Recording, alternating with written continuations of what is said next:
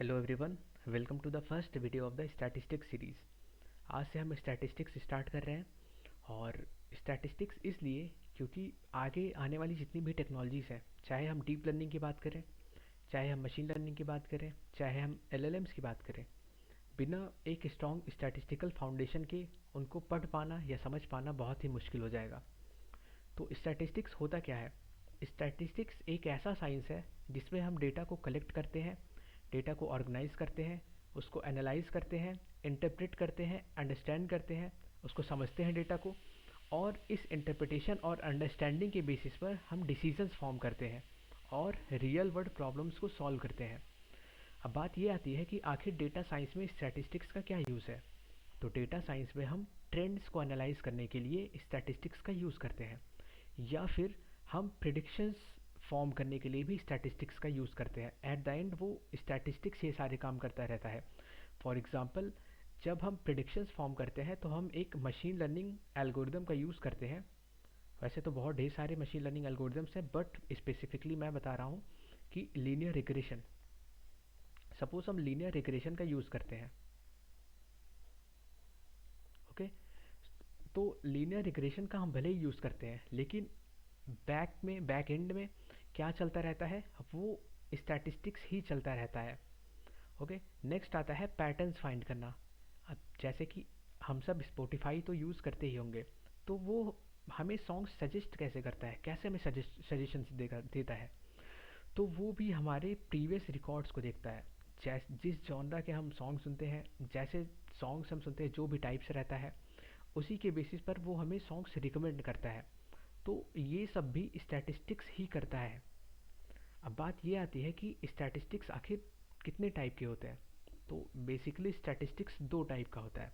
एक होता है डिस्क्रिप्टिव और एक होता है इन्फ्रेंशियल। सबसे पहले बात करते हैं कि डिस्क्रिप्टिव स्टैटिस्टिक्स क्या होता है। तो सिंपल लैंग्वेज में, अगर मैं सिंपल शब्दों में बोलूँ, तो डिस्क्रिप्टिव स्टैटिस्टिक्स डेटा को समराइज कर देता है। डेटा को नंबर्स के बेसिस पर या नंबर्स के फॉर्म में डिस्क्राइब या समराइज कर देता है। अगर ऐसे नहीं समझ में आ रहा है तो सपोज करो हमारे पास एक बॉक्स है और इस बॉक्स में बहुत ढेर सारी ब्रिक्स हैं। ओके, इस बॉक्स में बहुत ढेर सारी ब्रिक्स हैं। सपोज करो हमने जब इन्फर किया, जब हमने बॉक्स को और अच्छे से समझा, तो फिर हमें क्या मिला? इसमें 100 रेड ब्रिक्स हैं, 150 येलो ब्रिक्स हैं एंड 90 ब्लू ब्रिक्स हैं। Blue bricks. ओके, तो हमने क्या किया? इस पूरे डेटा को, ये जो हमारा पूरा डेटा था या फिर ये जो बॉक्स हम बोल रहे थे, इसको हमने नंबर्स के बेसिस पर समराइज कर दिया। बेसिकली डिस्क्रिप्टिव स्टैटिस्टिक्स यही करता है। वो करता क्या है? वो डेटा को लेता है और उसे नंबर्स के फॉर्म में समराइज कर देता है। अब ये नंबर्स के फॉर्म में समराइज करने का क्या मतलब है?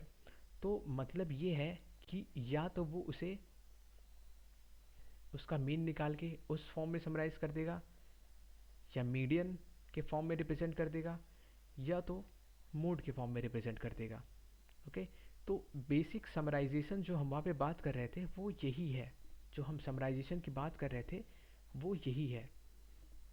अब इसके बाद फिर बात ये आती है कि इन्फ्रेंशियल स्टैटिस्टिक्स क्या होता है।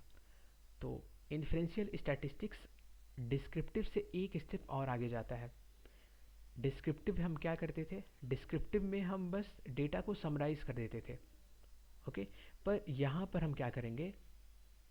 सपोज हमारे पास ये एक डेटा है पूरा का पूरा, ये छोटा सा चंक जिसको सैम्पल डेटा कहते हैं, हमने इसको निकाल लिया। इस छोटे से सैम्पल डेटा पर हमने कुछ प्रिडिक्शंस किए या हमने कुछ इन्फ्रेंस किए। ओके, अब इस पूरे प्रिडिक्शन को हम इस बड़े डेटा पे अप्लाई कर देंगे। इस बड़े से डेटा पे हम अप्लाई कर देंगे। तो इन्फ्रेंशियल स्टैटिस्टिक्स में बेसिकली यही होता है। हम एक छोटे से ग्रुप को लेते हैं और उससे जो भी इन्फ्रेंस या प्रेडिक्शंस निकलती है उसको बड़े से ग्रुप पे हम अप्लाई कर देते हैं। अगर ऐसे नहीं समझ में आ रहा तो एक एग्जांपल लेते हैं। सपोज़ करो हम एक पिज़्ज़ा पार्टी में हैं और वहाँ पे 100 गेस्ट है। हमने अब सबके पास जा जा कर के पूछना कि उन्हें कौन सा पिज़्ज़ा पसंद है, तो ये ऐसा फीजिबल या पॉसिबल तो है पर इतना फीजिबल नहीं है। तो हम क्या करेंगे, हमने 20 लोगों से पूछा कि उनका फेवरेट पिज़्ज़ा कौन सा है, उनका फेवरेट पिज़्ज़ा टॉपिंग कौन सी है। तो उसमें से मैक्सिमम ने क्या बोला, पेपरोनी। ठीक है।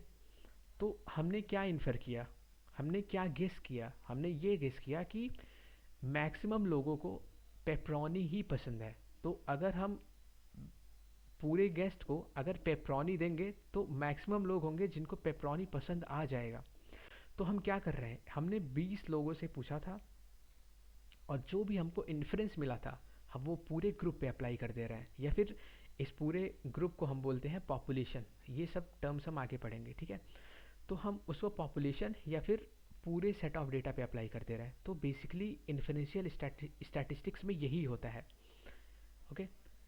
अब इसका एक रियल लाइफ एग्जांपल जैसे कि हमें जानना है, तो जब भी हमारे कंट्री में इलेक्शंस आते हैं तो कुछ ही दिनों बाद टीवी पे पोल्स आना स्टार्ट हो जाते हैं कि ये पार्टी जीत रही है, ये पार्टी जीत रही है। तो वो बेसिकली होता कैसे है, वो भी एक एग्जांपल है इन्फ्रेंशियल स्टैटिस्टिक्स का। ओके। और साइंटिस्ट लोग भी इन्फ्रेंशियल स्टैटिस्टिक्स का बहुत यूज़ करते हैं। फॉर एग्जांपल उन्होंने कोई नई मेडिसिन डेवलप की। अब उन्हें देखना है कि वो अच्छे से काम कर रही है या नहीं कर रही है। तो वो क्या करते हैं, उस पर्टिकुलर मेडिसिन को छोटे छोटे ग्रुप्स छोटे छोटे पेशेंट ग्रुप्स में छोटे छोटे पेशेंट ग्रुप्स को देते हैं और इससे कुछ इन्फ्रेंस निकालते हैं कि अच्छा इनके ऊपर ये ऐसा रिएक्शन हो रहा है, इनके ऊपर ये ऐसा रिएक्शन हो रहा है। तो इसी के बेसिस पर वो फिर आगे की प्रिडिक्शन या जनरलाइजेशंस करते हैं। सो बेसिकली इन्फ्रेंशियल स्टैटिस्टिक्स और डिस्क्रिप्टिव स्टैटिस्टिक्स इतना ही था। अब मिलते हैं हम अगले वीडियो में।